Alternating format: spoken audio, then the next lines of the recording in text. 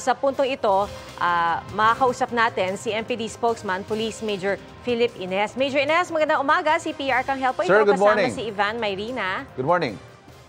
Yes po, mula po sa Timbulan ng Laya at Diwang Dakila, Pia, Sir Ivan. Isang mapagpalayang umaga po sa inyo. Good morning, sir. Sir, nakita niyo po yung sitwasyon kanina umaga, nagkaroon ng konting tensyon, nanindigan kasi yung mga relista na hindi sila aalis. Nung una kasi hindi sila pinapayagan, pero ngayon nagkaayos na. Ano ho ba ang mga paalala natin? Ano ho ba yung mga patakaran na dapat sundin pagdating po dyan sa kilos protesta sa Luneta? Yes, Ma'am Pia, Sir Ivan. Dapat po talaga meron po silang permit coming po dito po sa National Development Park Development Committee kung saan po yun po yung ating tinatanong sa kanila kung meron po silang permit. Pero wala po silang maipakita sa atin kanina. Meron po tayong Liwasang Bonifacio kung saan po Freedom Park ito. Pwede po sila doon at hindi po sa atin sila hihinga ng permit. Ang sa atin lang po, hindi po sila pwedeng basta na lang po magtayo ng mga stage doon kung wala pong pahintulot sa pamunuan po ng Rizal Park. Pero sir, ang ini-insist nila kanina, yung leader nila, may usapan daw po eh. May usapan daw ang Manila City Government, gayon din ang MMDA, na papayagan sila mag-rally dyan. So hindi ho totoo yun? Ang usapan po, ang pagkakaalam po natin, ang usapan po, dito po sila sa Liwasang Bonifacio at sa pagkakaalam po, magbibigay nga po ng assistance ang ating local government unit pagdating po dito sa mga emergency medical team at may mga magmamantin po ng trapiko. Pero po dito sa nabanggit na gusto nilang puntahan, ay wala po silang permit. Kaya po hinihingan po natin sila doon ng permit. At ganun pa man po, hindi naman po natin sinisikil yung kanilang karapatan na mamahayag po at ibigay yung saloobin po nila sa iba't iba pong issue ng ating lipunan. Sir, sa ngayong nandyan na sila at dumarami pa, ano ho ang magiging recourse ng pulisya ngayon? Magdadagdag ba kayo ng Maximum tolerance pwersa? tayo, Sir Ivan, at mapapansin naman natin yung pinakamataas na antas po ng pagtitinpi.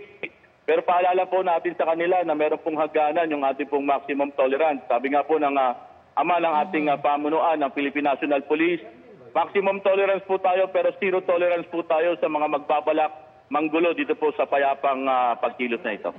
Sir, linawin lang po namin. So sa ngayon, yung sitwasyon ngayon, pwede na po sila sa mismong Ross Boulevard hanggang Luneta po. Sa ngayon po, ang hindi po pinapayagan nyo, magtayo po sila ng kanilang mga stage doon kasi wala po silang pahintulot. Okay, Ganun pa man po, sabi nga natin, wala naman pong bagay na hindi na pag-uusapan sa bukas na kaisipan. Ang sa atin lang po, kaya po natin tinatanong doon kung may pahintulot po ba sa pamunuan po ng National Park Development Authority. Pero, I rather committee, pero wala po silang maipakita. At yun lang naman po ang inihingi natin doon. Realistically speaking po ba, sir, sa araw na ito, makakakuha pa po ba sila ng permit?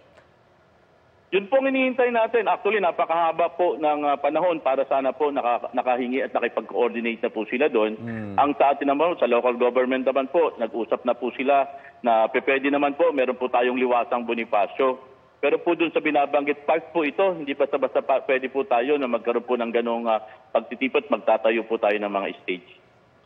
Alright, sige sir. Sir, panghuling paalala na lamang po para po doon sa mga lahat na dadalo at makikiisa dito sa Baha 2.0 sa mga kilos protesta sa Maynila.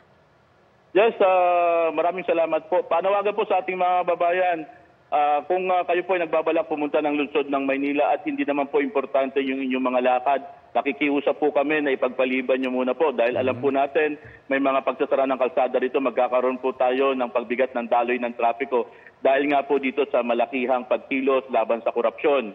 Ang sa atin po dito, sa kapulisan po natin dito, palagi po nating mataas ang antas ng ating pagrespeto sa ating mga kababayan na ipahayag po nila yung kanilang saloobin. Ano man pong issue nito at kaisa po nila kami laban sa korupsyon. Ang sa atin lang po dito, pinapaalala natin na ang karapatan at kalayaan ay lagi pong may kaakibat na responsibilidad. Alright, MPD spokesperson, Police Major Philip Ines, maraming salamat po at magandang umaga po.